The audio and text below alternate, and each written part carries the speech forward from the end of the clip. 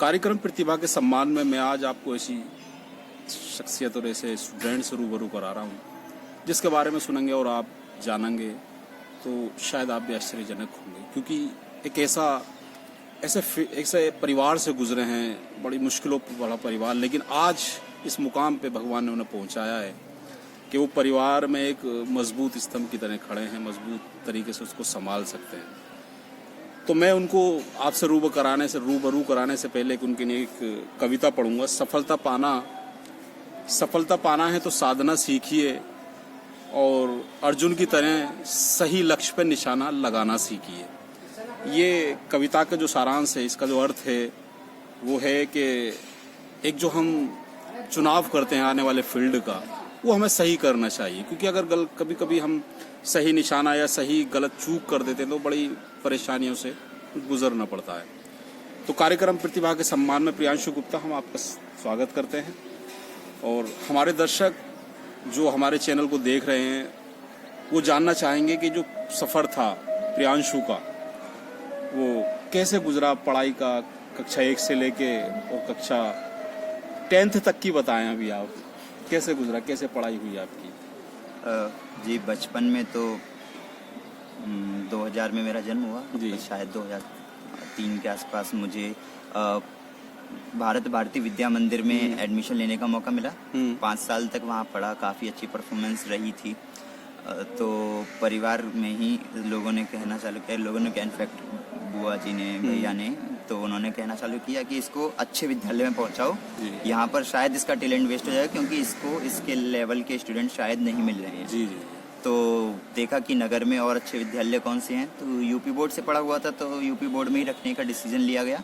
तो सरस्वती विद्या मंदिर उस समय लगा कि ये सबसे अच्छा विद्यालय हो सकता है इसके लिए नगर में, तो इसको निसंदेह वहाँ एडमिशन दिलाया जाना चाहिए। जी। तो उसके बाद से 6ठी से लेके 10th इनफैक्ट 12th तक मैं सरस्वती विद्या मंदिर से ही मैंने अपनी पढ़ाई पूरी की है। अच्छा, इसी बीच एक आप जब 3री क्लास में आए थे शायद, तो एक घटना घटी, वो शायद बहुत बड़ी घटना थी। प्रियांशु के पापा का एक्सपायर हो जाते हैं और जब पढ़ाई की ओर जा रहे होते हैं और पापा जी का एक्सपायर हो जाते हैं तो पढ़ाई थोड़ी डिस्टर्ब होने का अंदेशा जाग रहा था। लेकिन उसी बीच इनकी माँ आदेश गुप्ता ने एक ऐसे एम्पायर की तरह खड़ी हुई कि प्रियांशु गुप्ता की पढ़ाई को बाधित नहीं होने दी। प्रियांशु गुप्ता जी, क्या रहा जब पापा एक्सपायर हो गए, क्या प्रतिक्रियाएं थी? आप पढ़ पाएंगे, आपने सोचा था, या नहीं पढ़ पाएंगे, आगे बढ़ पाएंगे नहीं, क्या था? जी, इसमें तो काफ़ी समस्याएं मैं मानूंगा कि रहीं। अभी मैं यहाँ पर कितना भी बोल दूँ, अगर मैं पास्ट में जाकर देखूंगा तो लगता है कि अगर हम कोई भी सक्सेस इंटरव्यू देखते हैं तो लगता है कि यार ये तो बोल रहा है, शायद बड़ा कर ही बोल रहा होगा। लेकिन मैं उस परिवार से संबंध रखता हूँ जिसने वाकई में सड़क की लाइट के नीचे अपनी पढ़ाई पूरी की है, मोमबत्ती जलाकर पढ़ाई पूरी की है। लाइट का अभाव था, लेकिन उन सारी चीज़ों में मैं कहूँगा कि कहीं ना कहीं मुझे अच्छा एक फाइटिंग स्पिरिट दी जिसके चक्कर में ये सब हुआ।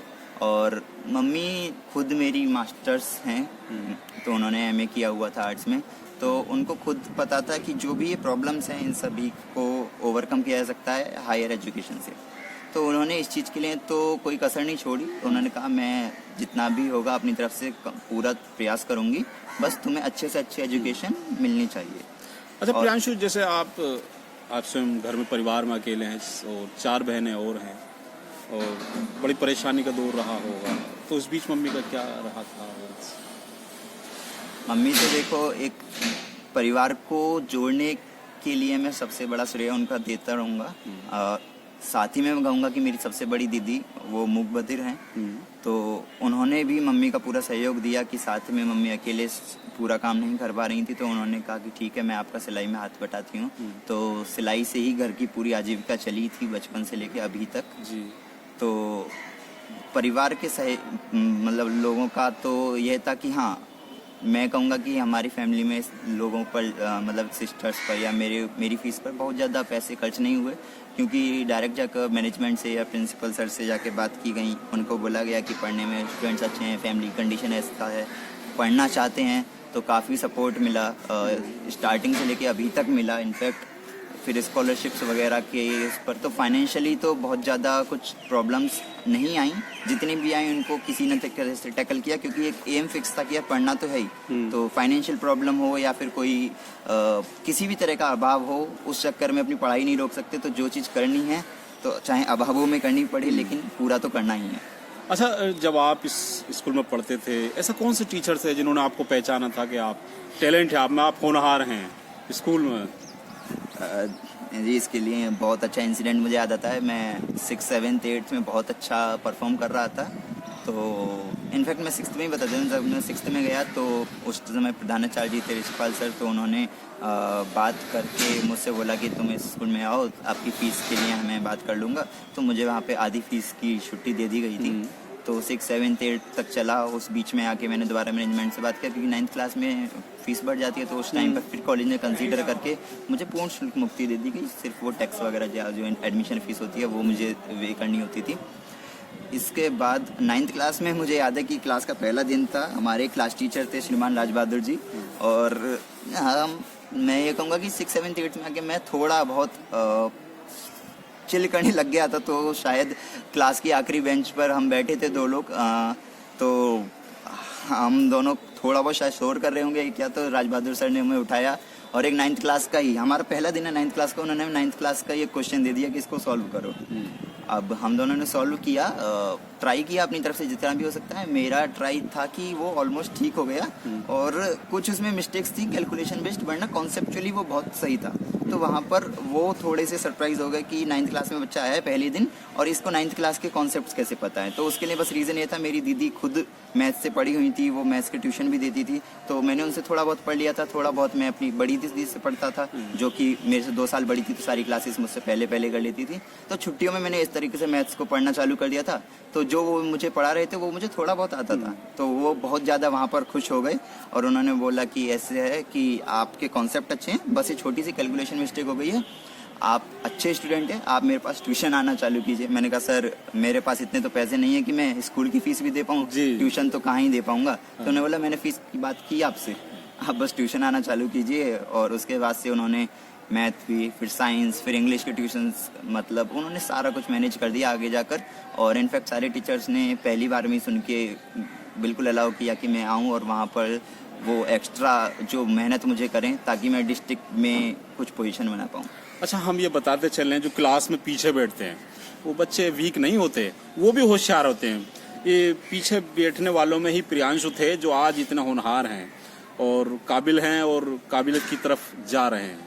अच्छा प्रियांशु, हम जानेंगे कि आप क्लास में टॉप ही आते थे, और ये टॉप का सिलसिला चलता रहता था, और आपके जो पार्टी मतलब सहपाठी थे, तो वो आपसे थोड़ा सा एक जलन भावना होती, यार तू तो टॉप आता रहता और हम टॉप नहीं आते, तो ऐसा भी कुछ हुआ था करता? थैंकफुली मेरे साथ आज तक ऐसा नहीं हुआ। बिगिनिंग फ्रॉम कह सकते हैं क्लास 6, क्योंकि बचपन का बहुत ज़्यादा मुझे याद नहीं, और टिल नाउ मेरे साथ जो मेरे दोस्त रहे हैं वो कुछ ऐसे रहे हैं जिनके मार्क्स हमेशा से अच्छे रहते, और वो मैं मार्क्स देख के फ्रेंडशिप नहीं करता था, वो ऑटोमेटिकली ऐसे बन जाते थे। तो 6, 7, 8, 9, 10 जिनमें काफ़ी लोग हैं, जैसे मैं 2 लोगों का जिक्र कर दूंगा। बचपन में विभांशु और अर्पित ऐसे लोग थे जिनके साथ में काफ़ी रहा था।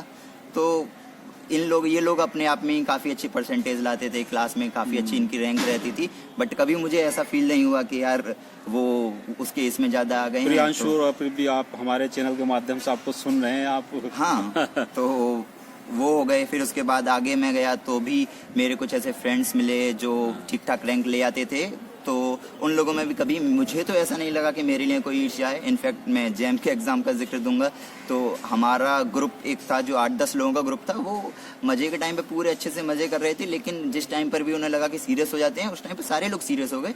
और जितना कोचिंग में पढ़ने उतना तो पढ़ ही रहे हैं, लेकिन आफ्टर कोचिंग भी वो एक दूसरे की हेल्प कर रहे हैं व्हाट्सएप के थ्रू, कोई डाउट नहीं आ रहा है, फ़ोन कॉल के समझा रहे हैं। तो मुझे तो हमेशा ऐसे दोस्त मिले हैं कि जो जलन ना रख कर एक दूसरे की प्रोग्रेस में सपोर्ट कर रहे हैं। अच्छा, जैसे अब रिजल्ट आता है, रिजल्ट आने से पहले बच्चा एक थोड़ा सोच में पड़ जाता है कि मैंने रिजल्ट दिया क्या होगा, बच्चे तैयार नहीं कर पाता अपने आप को, और कुछ दुर्घटनाएं भी हुई हैं इस बीच। उस बारे में क्या कहेंगे? बच्चों को कैसे मोटिवेट करेंगे आप उनको, जो किसी भी कंपटीशन में बैठ के आ चुके हैं और एक रिजल्ट की आने वाला है उनका? ये मेरे साथ खुद हुआ था। मैं ये नहीं कहूँगा कि रिजल्ट ऐसा रहा था जो बहुत बेकार हो, लेकिन मेरी एक्सपेक्टेशंस के अकॉर्डिंग बेकार था। 6th 7th 8th में मेरे कुछ 95 98 इस तरह के परसेंटेज आ रहे थे। 9th क्लास में भी 95% आए। 10th क्लास में मैंने 9th के हार्डवर्क को डबल कर दिया होगा। अच्छा। और पूरी तरह से डेडिकेट कर दिया था कि यार 10th में, क्योंकि सबसे सुनाते हैं 10th का बोर्ड मोस्ट इंपॉर्टेंट बोर्ड है, आप 10th में मार्क्स बना लो फिर तो लाइफ सेट है और सब कुछ ये सब सुन के तो एम तो बना लिया था। इनफैक्ट राज बहादुर सर थे, उन्होंने भी एक बात बोला था कि मेरी ट्यूशन की फीस यही होगी कि तुम मैथ में 100 में से 100 स्कोर कर दो। तो मैथ तो 3-3 4-4 किताबों से लेकर पढ़ा और बार बार बहुत अच्छे से पढ़ा कि यार मैथ में 100 तो स्कोर करना ही है। और फिर ओवरऑल भी एक एम था कि यार 96 97 98 इस तरह के परसेंटेज 10th में बन जाए, क्योंकि 9th में ऑलरेडी 95 बन चुकी थी और उसे मैं डबल मेहनत कर रहा था कि ये कहीं ऊपर जाए और मेरा डिस्ट्रिक्ट में ही ना सही मंडल में और मंडल में और स्टेट में कुछ नंबर आए। तो उसके लिए पूरी तैयारी की थी। जैसे ही रिजल्ट आया और मैं देखता हूँ वहाँ 91%। ओवरऑल अगर मुझसे कहीं पूछते 6th 7th क्लास के बच्चे में भाग कर खुश होकर ले लेता, लेकिन जो अमाउंट ऑफ हार्डवर्क मैंने वहाँ पर पुट किया था उसके बाद मुझे 91 ऐसे लग रहा था कि कुछ नहीं है। मैंने कमरे में खुद को बंद कर लिया था। उस टाइम में लिटरली रो रहा था। अच्छा। तो राज बहादुर सर का ही फोन आया था कि पागल क्यों रो रहा है। मैंने कहा सर ऐसे ऐसे कि इतनी उम्मीद थी और इतने ही रह गए। तो फिर मैंने बोला तो क्या हो गया, बोर्ड में ऐसा ही होता है। उन्होंने मुझे थोड़ी रियलिटी बताई यूपी बोर्ड की कॉपी चेकिंग के बारे में। फिर मैंने बोला सर मैथ में भी 100 स्कोर नहीं आ पाया, मैथ में भी कम रह गया, आई गेस शायद 97 96 ऐसा कुछ स्कोर था। तो उन्होंने बोले कि मैंने उनको हर पेपर के बाद जाके उनको बताया था कि मेरा पेपर कैसे गए हैं। तो मेरे मैथ के पेपर में कहीं भी एक पॉइंट की भी गलती नहीं थी। और जिस टाइम पर बच्चे ऐसा सीख रहे होते हैं कि क्या पढ़ें, मैं उस टाइम पे सीख रहा था कि क्या लिखें जिससे नंबर मिल जाए, क्योंकि मुझे पता था कि लिखना कैसे है, बस कैसे लिखना है उसको, सॉरी क्या लिखना है मुझे पता था, लेकिन कैसे लिखना है जिससे मार्क्स ना घटे। तो ये चीज मैं सीख रहा था। तो उन्होंने बोले तेरी प्रेजेंटेशन में मुझे भरोसा है, तेरी स्किल पर मुझे भरोसा है, तो मैथ का पेपर पूरा करके आया है, मुझे पता है कॉपी कैसे चेक होती है, तो मेरे लिए ये 100 में से 100 है। तो उस चीज ने मुझे कॉन्फिडेंस दिया, ओवरकम हुआ। 12th में भी कम मार्क्स आएंगे, मैं ये नहीं कर रहा था कि बहुत आए। 11th के मुकाबले 12th में फिर से कम रह गए थे, लेकिन उसके अलावा भी डिस्ट्रिक्ट में पोजीशन बन चुकी थी। बट 12th में मैंने उस चीज़ को बिल्कुल नेगलेक्ट कर दिया कि कितने परसेंटेज है, और मैं खुद खुश था क्योंकि मुझे पता था कि बोर्ड की रियलिटी क्या है। तो उस टाइम 10th ने मुझे एक चीज़ सिखा दी थी कि हार्डवर्क जो तुम कर रहे हो कभी ना कभी काम आ जाएगा। ये जो मार्क्स हैं तुम्हारे, अगर इसको जस्टिफाई करते हुए अभी चल दोगे कि यार नहीं मार्क्स मेरे कम आए हैं, तो वो आगे के मार्क्स बेकार करेंगे आपका। अब शायद मैं इसको बोलूं बार बार तो आपको अजीब लगे, लेकिन एक मोटो यही है कि कर्मण्यवाधिकारस्ते मा फलेषु कदाचन। Your aim is to work. जो भी आपका फ्रूट मिल रहा है वो सब छोड़ दो, जो मिलेगा वो मिलेगा, आप उसको चेंज नहीं कर सकते। रो भी लोगे, और जो आपने बोला कि दुर्घटना हो जाती हैं, डिप्रेशन में चले जाते हैं या फिर और ऊपर कदम उठा लेते हैं, मुझे नहीं लगता कि वो थोड़ा भी सोचते होंगे कि मेरे इस कदम के बाद रिलेटिव्स का क्या होगा, फ्रेंड्स का क्या होगा, फैमिली का क्या होगा, सोसाइटी का क्या होगा।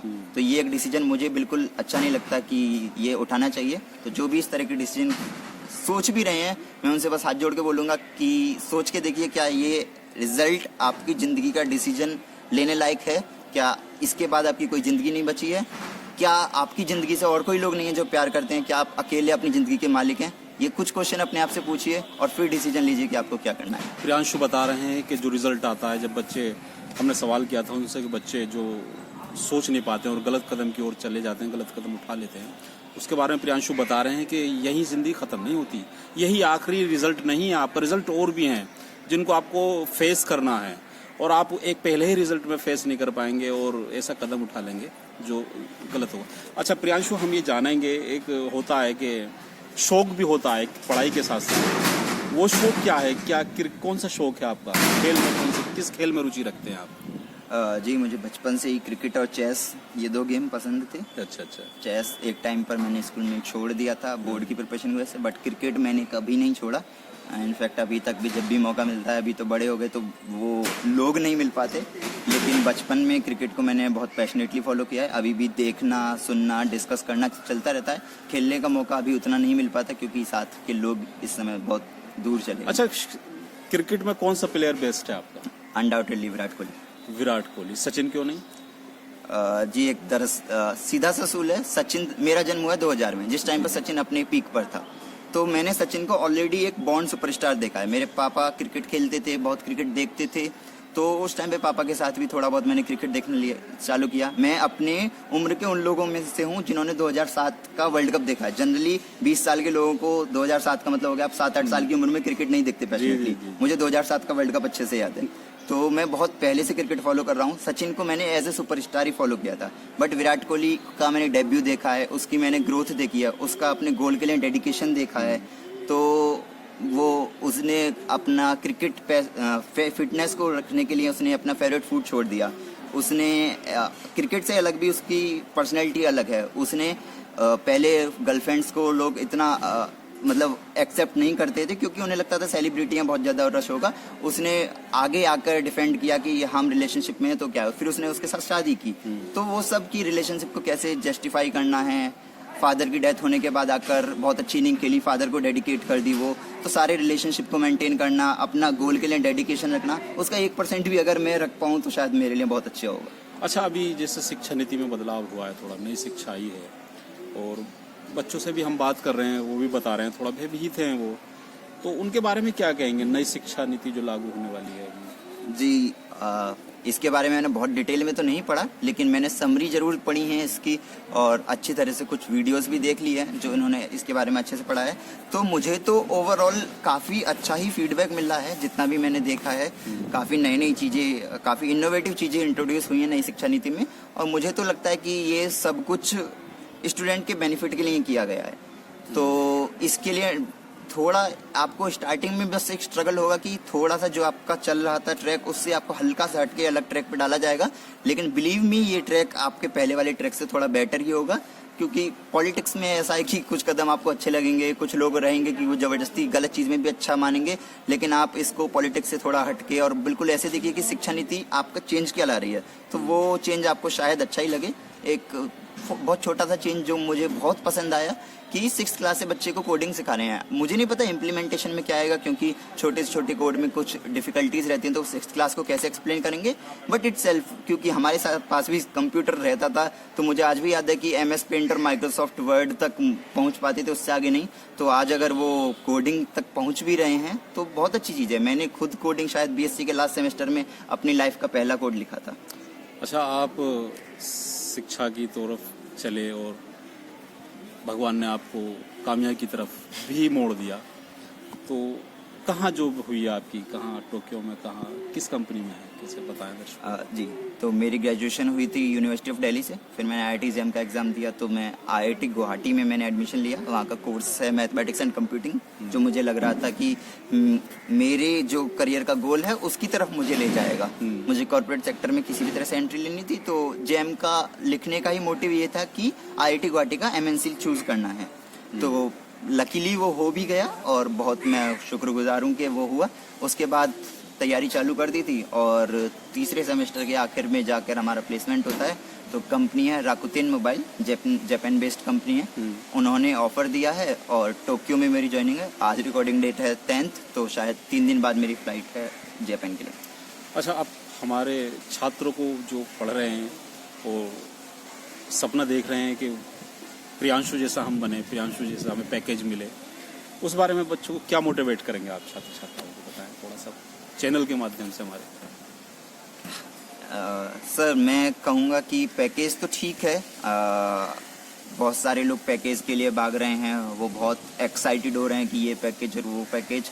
बट इसके लिए मैं कुछ लोगों से जब मैंने बात की तो वो इनफैक्ट अपना गोल छोड़ने को तैयार हैं कि यार आपको ऐसा पैकेज मिल गया, हम भी पढ़ के ऐसा पैकेज ले लेंगे। बट थोड़ा सा समझना ये होगा कि मुझे पैकेज शायद इसलिए मिला, शायद कि मैंने इसके लिए ही मेहनत की थी और शायद मेरा करियर ऑब्जेक्टिव जो था वो या तो यही था या इस तरफ से होके जाता था। तो मुझे ये करना था, इसलिए मैंने किया।